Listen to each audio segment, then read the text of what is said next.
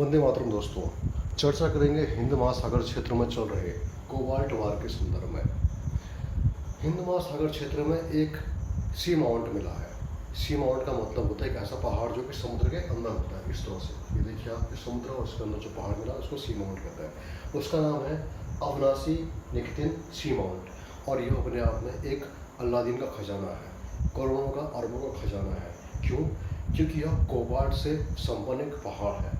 Cobalt एक ऐसा पदार्थ होता है जो कि नीले रंग का होता है और कहाँ का प्रयोग में लाया जाता है? बैटरीज बनाने में।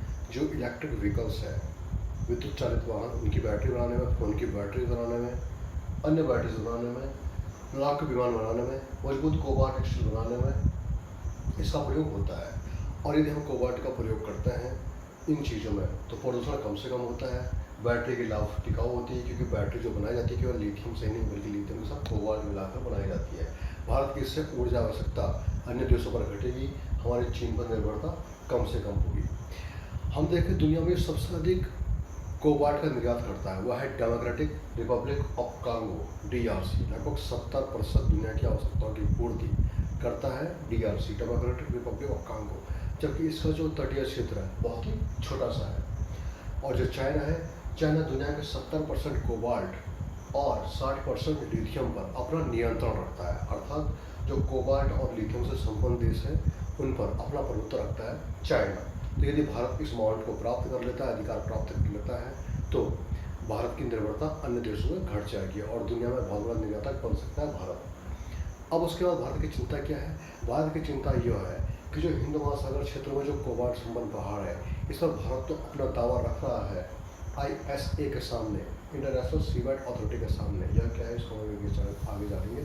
लेकिन इसके साथ साथ दावा प्रस्तुत कर रहा है मालदीव भी और दावा प्रस्तुत कर रहा है श्रीलंका भी।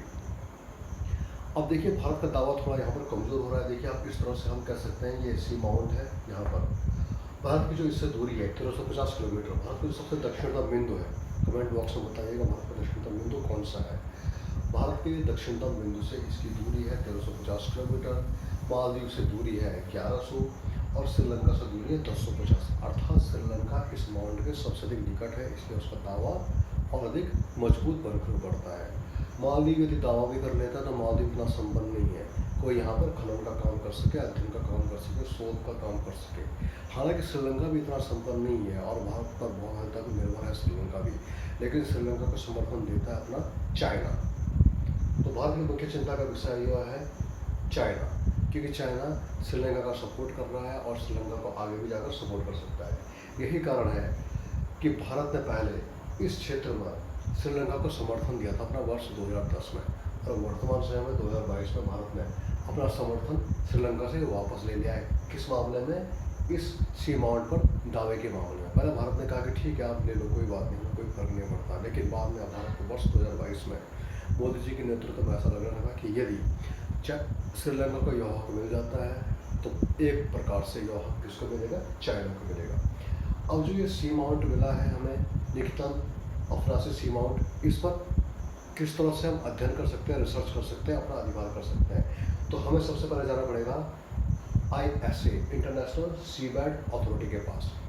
सामान्य तो क्या होता है कि समुद्र का ऐसा भूभाग जो कि किसी भी देश के अधिकार क्षेत्र में नहीं आता है, यदि वहाँ पर हमें रिसर्च करना हो, खनन का काम करना हो, शोध करना है तो हमें अनुमति लेनी पड़ेगी इंटरनेशनल सीबेड अथॉरिटी से, जिसका कि मुख्यालय जमैका में है। भारत ने यहाँ पर भी एप्लीकेशन डाली है और अब इस एप्लीकेशन डालने की फीस है $5 लाख, अर्थात 4 करोड़ रुपये। केवल फीस किस चीज़ की है? एप्लीकेशन की फीस है। और भारत ने कहा है कि हम इस पर रिसर्च करना चाहते हैं 15 सालों तक, लेकिन भारत को अभी फिलहाल यह अनुमति नहीं मिली है। और इंटरनेशनल सीबेड अथॉरिटी ने कहा है कि एक देश और है जिसने कि हमसे अनुमति मांगी है। उस देश का नाम हालांकि IS ने तो बताया नहीं है, लेकिन ऐसा माना जा रहा है कि वह देश श्रीलंका ही हो सकता है, क्योंकि मालदीव के पास सबसे निकट श्रीलंका ही है। अब देखिए श्रीलंका क्या कर रहा है। सामान्यतः क्या होता है कि किसी भी देश का जो मुख्य भूभाग है वहाँ से 12 नॉटिकल मील अर्थात 22.2 किलोमीटर तक वो समुद्री क्षेत्र उस देश का माना जाता है। दूसरा पॉइंट, किसी भी देश के भूभाग से 200 नॉटिकल मील अर्थात 370 किलोमीटर तक भूभाग उस देश का EEZ अर्थात अनन्य आर्थिक क्षेत्र माना जाता है। वहाँ पर कोई भी देश अपने मुख्य भूभाग से 200 नॉटिकल मील तक अपना अधिकार रखता है। लेकिन यदि कोई तटीय देश है, जैसे कि आप श्रीलंका है, तो श्रीलंका यह कह सकता है कि जो श्रीलंका का सेल्फ है अर्थात महाद्वीपीय जो उसका मालवी तट है वह और अधिक विस्तृत है भूभाग मुख्य भूभाग से, तो हमें 200 मील से अधिक का क्षेत्र चाहिए।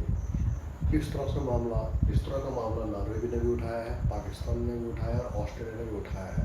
और इन 3 देशों को अनुमति दी गई है कि उनका जो EEZ अनन्य आर्थिक क्षेत्र है, एक्सक्लूसिव इकोनॉमिक जोन, समुद्र में 200 मील से 200 नॉटिकल मील से ज़्यादा है, नॉर्वे, पाकिस्तान और ऑस्ट्रेलिया का। हालांकि श्रीलंका को इस तरह की अनुमति नहीं मिली है।